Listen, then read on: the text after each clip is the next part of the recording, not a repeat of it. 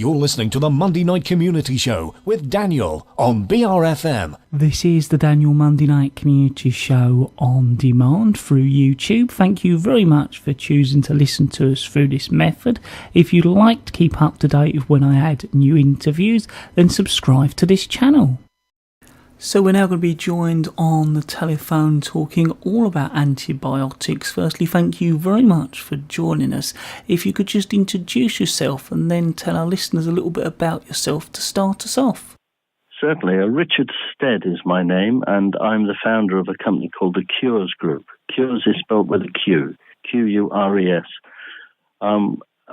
We set ourselves up to develop and introduce to the market alternatives to antibiotics, something that works in totally different ways than antibiotics. So what can you tell us about antibiotics in the UK? Well, GPs issue 34 million prescriptions every year for antibiotics. Add to that hospitals, veterinary and farming use to fight infections in animals. So it's a huge market. So what are antibiotics being used for, and why are they becoming less effective? Well, they're used to fight infections in humans, to fight infections in animals, always, of course, for bacterial infections, not viral, and also to prevent infections. So anybody having an operation or cancer treatment will be given antibiotics, because for cancer treatments, the immune system is depleted quite significantly. And the same for prevention of infections in animals. And they're given animals, not in Europe, but in the United States, animals are given antibiotics a little bit every day. And that's why we're developing problems with antibiotic resistance. You imagine animals in fields and they're urinating and pooing in fields, and it gets washed into rivers and rivers spread it everywhere. And the bacteria have got plenty of time to learn about how to defend themselves against these antibiotics. So it sounds like there's a lot we can encounter as they become less effective. There are. If we don't find a way, or if there are alternatives to antibiotics, or using them better, the preventative uses, like in operations or cancer treatments, will have to stop. There'll be no more transplants. There'll be no more cancer treatment, because if you haven't got an antibiotic to take the place of your immune system, what should a doctor do? So it's a real problem. Either the cancer treatment leaves you without an immune system, and so you die from an infection that way, or you die from the cancer. It's a real problem. We've got to improve what we do. Now, understand that the World Health Organization consider antibiotic resistance one of the biggest threats to global health. Well, it is. 100 years ago, before Fleming invented penicillin, the biggest cause of early death was infections, TB, gonorrhea, all those sorts of things.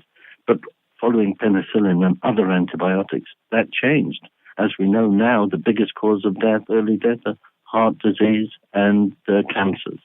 But that's going to change again as the World Health Organization realizes the growth of TB, drug-resistant TB, and Clostridium difficile, MRSA. We've got to find a better way to handle those, and that's what WHO. However, you must remember there are a lot of antibiotics that are very effective, for which resistance has not yet been developed, and we must treat these ones with respect. So I was hoping you could tell us a bit more about what you're doing and how that works. Certainly. At the Qures Group, we worked on the basis that nature has the answer, chemistry is the key. How does nature fight against infections? And so we studied that, and it's got a wonderful immune system, the biggest part being the skin. Nothing gets past the skin, but the skin has got holes in it, our mouth, our eyes, our backside. Well, how nature wouldn't have left us vulnerable there. And sure enough, in our saliva, there's the most amazing technology that comes into action when a pathogen arrives, bacteria or a virus, and it kills it instantly. And you should chew your food properly. Our grandmothers always told us, chew our food. Little did she realize that as long as you get your saliva everywhere by chewing, it will kill and remove any pathogen that's come in with your food. And so we've copied that technology. And I didn't invent it, nature did. I didn't discover it. It was widely known. What I did was develop a delivery system, something that would make it easy for us to be able to take and to be as effective as in the saliva, but at a higher concentration. And it works very well on all sorts of infections. So where can our listeners find out more information? Well, it'd be very good if you went to my website, which is www.curesgroup.com, and Qures is spelled Qures, curesgroup.com, or I'd be happy to take phone calls, 01565 724238. And I'd love to talk to people, and particularly young people that might have something they feel they want to offer to this technology, and investors who'd like to help me get to the market even quicker than I am at the moment. Well, I'd like to thank you very much for taking the time out to talk to us here at BRFM Bridge Radio on the Daniel Monday Night Community Show. Thanks, Daniel. Bye-bye.